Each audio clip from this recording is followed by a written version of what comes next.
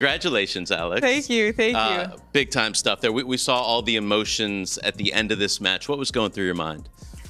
So much, so much. I think at the end of the match, my legs just kind of buckled. They weren't working anymore. And yeah, it was an overwhelming wave of emotions, I guess. Yeah.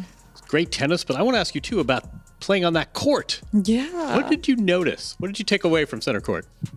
It was a very different experience for me from last year. Center court, July 4th, 2:40 in London. Iga Swiatek serves at 4 all in the first set. She has won this tournament before. She has never lost to a serve this slow. Her own words, hours later, it was tougher to return a slow serve than a fast one. Everyone laughed when she said it. Nobody laughed on the day, because the player standing across the net had spent her whole career being told the same thing: not powerful enough, not big enough, not the type who beats a defending champion on the biggest court in the sport. 2 hours and change later, Alexandra Eala was on her knees on the grass, and Iga Swiatek was walking off center court in the third round of her own title defense. The question isn't whether Eala won. Cameras confirmed that. The question is what beat Swiatek, because it wasn't the shot anyone expected. Here's where Eala actually stood before that Saturday. World No. 32, career high of 29. Set back in March at Indian Wells, respectable, not historic. She'd never been past the second round of a Grand Slam in her life. Not once, not anywhere, not on any surface. One hard number.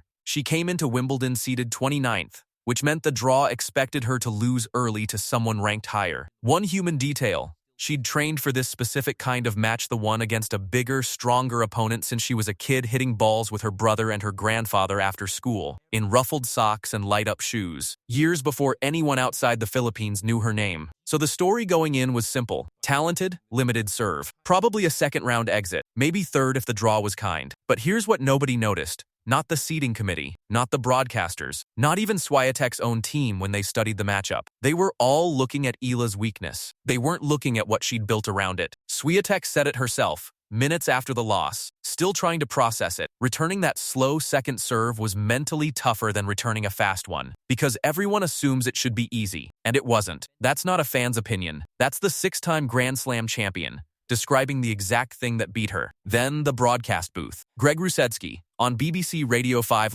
live as it happened. The first set was the best of the tournament, and Eala was making history in real time. Pam Shriver, seconds later, said she couldn't believe what she'd just watched. Now the stat that proves their point. Swiatek converted 0 of 8 breakpoints in that match. 0. 8 chances to reassert control against a player she was supposed to out-hit, and every single one closed the door instead. A weakness that should have been exposed a dozen times over wasn't exposed once. 3 separate voices: the opponent, a former US Open finalist commentator, and a Grand Slam analyst, all landed on the same conclusion within minutes of each other, without comparing notes. So let's be honest about what's still standing in her way, because a highlight reel isn't a career. Eala lost the very next match, round of 16, 2 days later, to Jasmine Paolini 3 sets, a match she'd actually won earlier in the season in Dubai. The serve that neutralized Swiatek didn't hold up against a different kind of pressure, over a longer match, with a Grand Slam quarterfinal on the line. That's not a footnote, that's the pattern.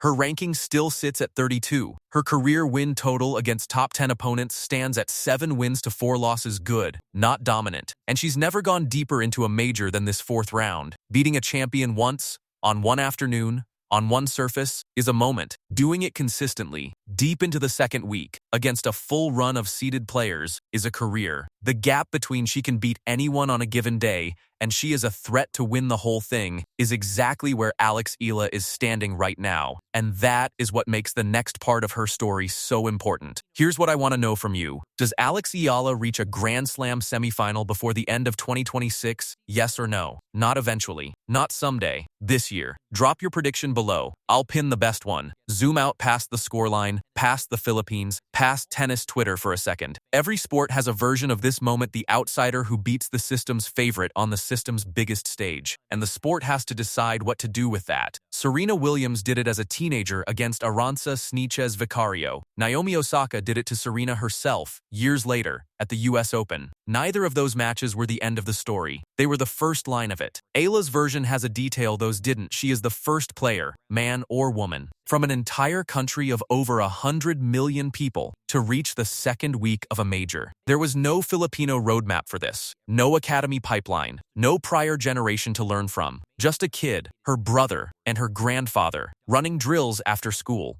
An outsider voice confirms the scale of it, without needing to know a thing about Philippine tennis history. SI's Wimbledon correspondent flatly called it the biggest win of her career to date. Full stop, no qualifier. No for a player from Southeast Asia. Just the biggest win, period. If you don't know who Eala is yet, this is the entry point, not the ranking, not the country. The fact that a sport built on decades of institutional advantage just got beaten by someone who didn't have any of it. Center court, July 4th, 2:40 in London, and this time you know what happened next. Eala didn't just win a set, she won a match that should have been decided by power, using the one shot she was told would never be enough. The question from the top of this video is answered. It wasn't a fluke, and it wasn't a bigger weapon. It was a slow serve, built for years, aimed at exactly the moment that mattered. Here's my prediction. Eala reaches at least one Grand Slam semifinal before the end of this season, and when she does, it won't be the serve everyone talks about anymore. It'll be everything she built around it. So tell me semifinal by the end of 2026, yes or no? Comment your prediction, I'm reading every one. This is the channel that gets there before the headlines do. Subscribe, and let's watch the next round together.